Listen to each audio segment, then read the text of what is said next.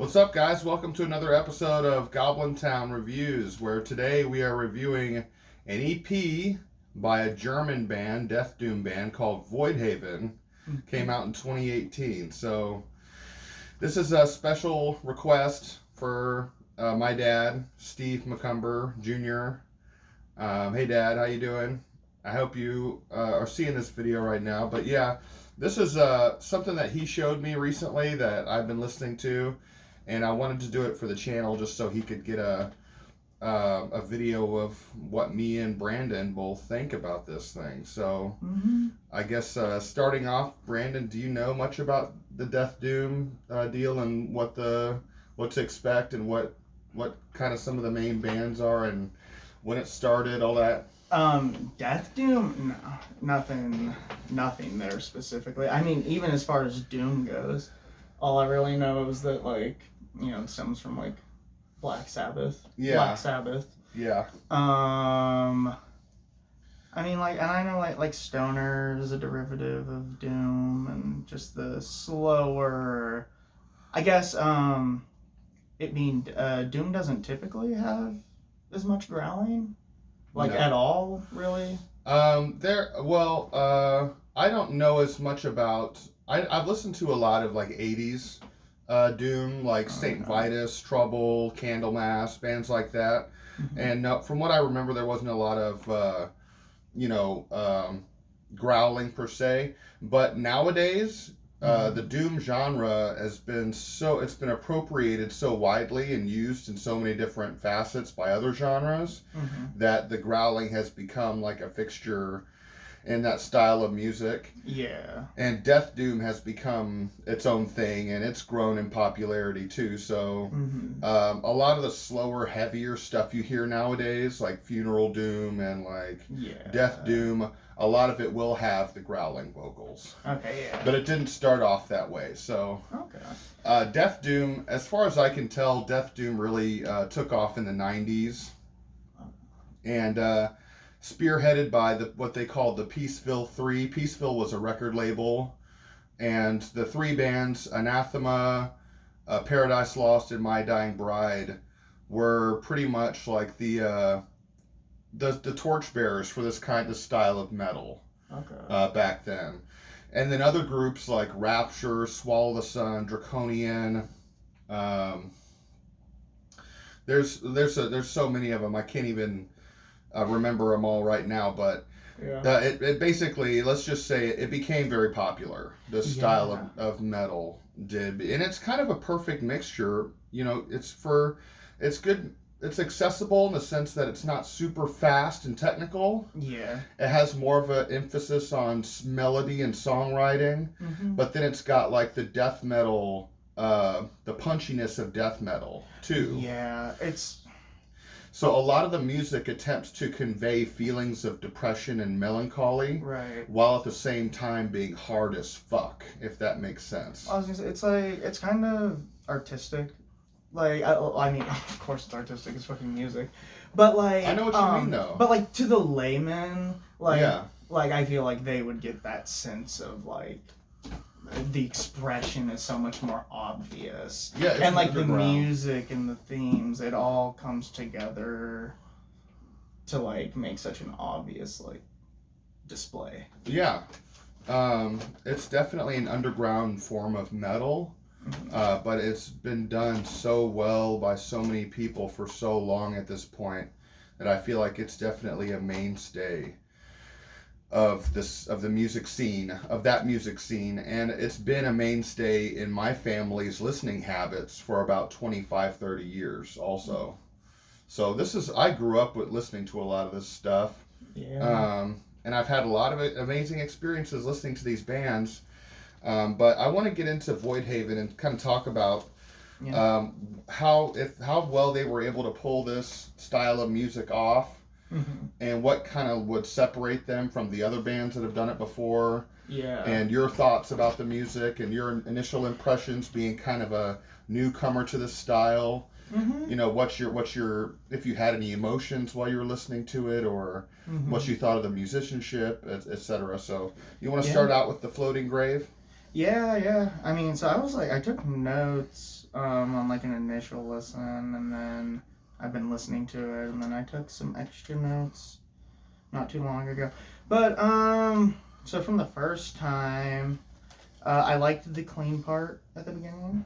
I think I liked I don't know. It was just a little more intricate than the one on Beyond the Bounds of Sleep. Yeah. The back and forth, I guess I came back to this later, between the heavy and like the kind of lighter part. I liked the contrast. I liked the imagery. Because the sound along with the lyrics of like the girl, it was like more light, but then it brought in that like, I don't know, that shadowy figure, whatever. Yeah. I guess I kind of demonic figure. Yeah, I almost viewed it as just like a metaphor. I don't know. Yeah. Maybe she killed herself. Maybe it was something. Maybe I don't she know. was murdered. Maybe. But it kept me drawn in. There was that bass part. Yeah, I remember. That. I know what you're talking about. I like that bass part. And yeah, well, let's see here. What else do I got? Oh yeah, the violins kind of come in. Because it returns to that intro part. And then the bass layer comes onto there again. Yeah. But I thought that all sounded good. I had headphones on.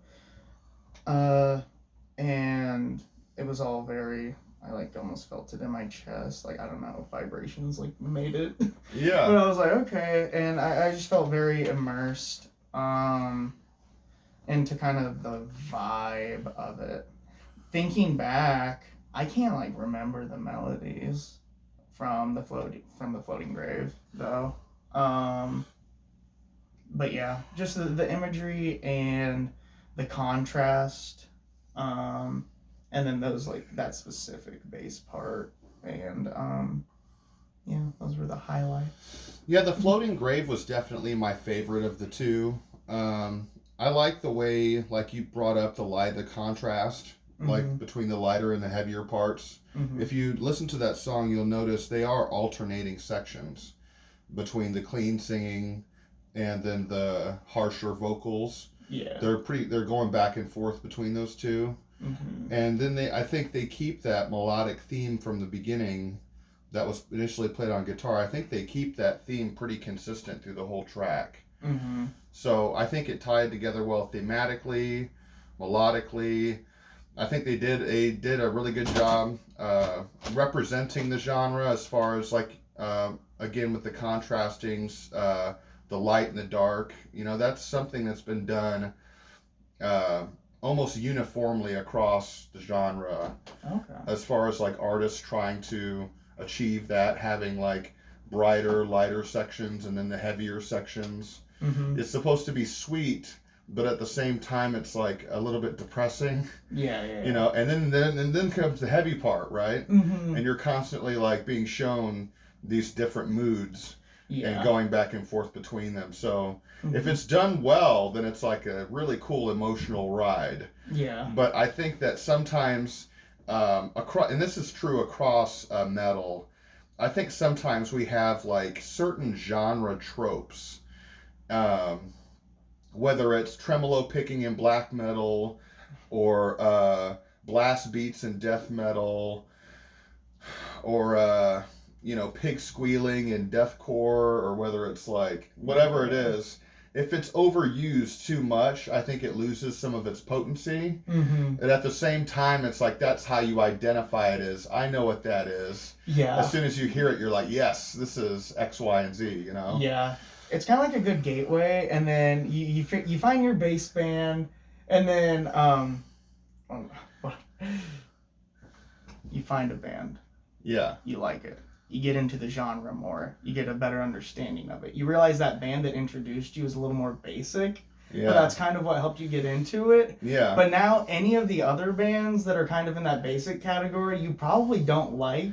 Yeah. Just because you didn't happen to come across them first. Yeah, it's kind of it's a listener's bias for sure. Yeah. People are generally, I've noticed, biased towards whatever they came across first, like you just said. Mm-hmm. Like the first thing they were introduced to, that's just tends to be among like their favorite stuff. Yeah. Like not all the time, but most of the time, because it's almost like it kind of like it like carves out grooves in your brain when you listen to it for the first time, and then you just want to you want to get that itch scratched over and over and over again. Yeah. You know. Well, I guess so. Like, I mean, moving forward, like with this genre, I would just expect it to be maybe a little more full. Yeah. I feel like this album, I feel like these tracks were kind of spaced out. And I don't mean like, I mean like, yes, spaced out because the tempo is slow and stuff. But just whenever they were playing, there's still, I would almost expect there to still be able to be more, to put even more contrast between You're used those to there being a lot of layering in the music, a lot of layered sounds. Yeah. And some bands go balls to the wall with that, you know, especially when you get into some of the weirder rock bands. You know, if you listen to like Mr. Bungle's stuff or like Arcturus or Unexpect or any of those bands, there's so much happening in the music. Yeah. There's so many layers of bullshit going on that it's almost overwhelming. And then you hear bands like this, and it's super stripped back, and it's super clean, and the instrumentation is sparse. Yeah. You know, and it's a totally different listening experience. To me, this is more, music like this is a lot more about setting a mood. You know, it's a lot more about having this like dark, depressing, melancholic kind of atmosphere that's built by the music. Do you think you're more biased towards the sonic aspects of that versus like lyrical aspects of that? I actually didn't get into the lyrics on this record. I have gotten into the lyrics on like some other bands from this genre. They typically tell stories of death and loss and pain, you know, things that are part of the human experience, but typically things that people want to not think about. Yeah. You know? And they kind of put it front and center, and then they try to make these beautiful pieces of art surrounding it. Yeah. You know, and kind of celebrate those experiences. So. Yeah. Well, you said you liked The Floating Grave more. I actually think I liked Beyond the Bounds of Sleep more. The whole composition of it. Let's see what I wrote down. The melody for the pre-chorus and the chorus is very catchy. It's stuck in my head. I really liked it. I think if I had to guess, it would probably use a chord progression that's just like boom, and then a whole step down, and then a whole step down, the down, down, down. Yeah. Because I don't know, it resonated, and then I was looking at the lyrics, and it was just very, like, kind of like relatable. I feel like if I like went into it too much, I'd sound like cheesy and dramatic. Yeah. But it's just like, I feel like it's about like how just not being able to sleep, like being like when you're depressed and you can't sleep, and just like what those sleepless nights are like. And I mean, like, the song I think portrays the extremes of that. You know, just every night you can't sleep. And I've never gone that hard, but between the lyrics and the music, going into like right before it really slows down at the end. Yeah. There's like this one part, and the synths come in, and they're like really beautiful. And I had headphones on, and the way I was like listening to it, it almost like it was relaxing. It almost felt like it was drifting me off to sleep. Yeah. And then it came back in with like a bong, and he was like like the last one, like at the very end. And it's kind of like, I'm like, I don't know. I thought it was a good portrayal of like, I don't know, you're finally about to fall asleep, but then you're like, nope. And then something wakes you. Yeah, and then the very end of the song, it just seems like, I don't know, you give up. You like become one with that darkness, and you like exceed the bounds of mundane sleep. That's what it says. I was like, it's fucking deep. Yeah. But Isn't Yeah, that funny that too? part specifically. Isn't that funny too? How like music like this, it has to tread kind of a fine line to being like really emotional, but also not being cheesy. Because I've heard people listen to like My Dying Bride songs and read the lyrics, and they're like, "Oh, that was so cheesy." Yeah. You know, so it's kind of like. What am I trying to say? Like the artists, they have a tough task because they're trying to be like really deep, right? But if it's not done the right way, it just comes off corny. So it also, I think, if the listener can relate, if they're more empathetic, then it's a little easier for it to not come off as cheesy. Yeah. But if the listener hasn't really experienced like that deep darkness that I feel like a lot of these dudes are coming from, Yeah. you have to be smart, right? Or like portray it in a way that doesn't like go over people's heads and become like goofy. Yeah. But I really didn't enjoy Beyond the Bounds of Sleep, to be honest, and maybe I just need to listen to it again. But you know what it was? It was the clean vocals. The clean vocals really kind of, every time that would happen, he would kind of go on and on like that. To me, it made the track kind of drag a little bit. That's fair. The chorus was like, it was long. Yeah. But I was like so into the melody, the way that it like kind of like flowed. So I was okay with it. But like I can see where that would, if you're not in, that would like drag like a lot.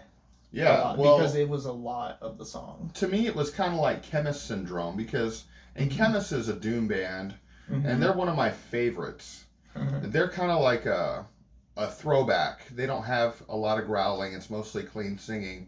But on their last record, I found myself really wishing they didn't have any of the clean vocals and they would just growl, because the clean vocals, they got kind of monotonous after a while. And I was like I was hoping, because the music is so powerful. There's like these really lush, intense power chords, and there's so much thick bass behind it, and it's so heavy. I just wish they would have just stuck with a harsh growl, you know. Yeah. With the music, it would have made it awesome. But and that's the way I felt on Beyond the Bounds of Sleep. I felt like vocally they could have maybe had a little bit less of the clean singing and more of the growling. I would have liked to have heard that, but so not my favorite track, but it's only a 2-song EP, so you know, if this was a whole album, I'm sure I would have found more tracks that I would have liked better than that one.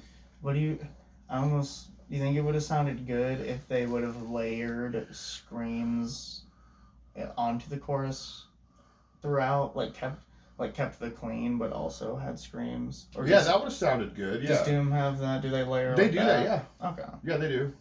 The thing is that the music is so dark and deep and depressing that I feel like vocally it's tricky, because you really need a vocal that matches that atmosphere.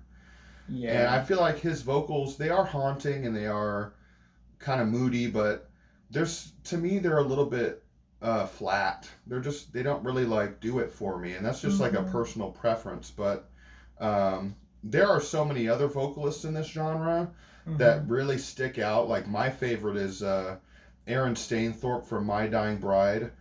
If you listen to My Dying Bride's music and you listen to his vocals, at first you're going to be like caught off guard a little bit, probably because you've never heard vocals like that. Like I'm talking about his cleans. And then after a while, once you get used to him, you're like, man, this guy's got such a unique voice. Yeah. You know, it's one of those voices where as soon as you hear it, you know it's him.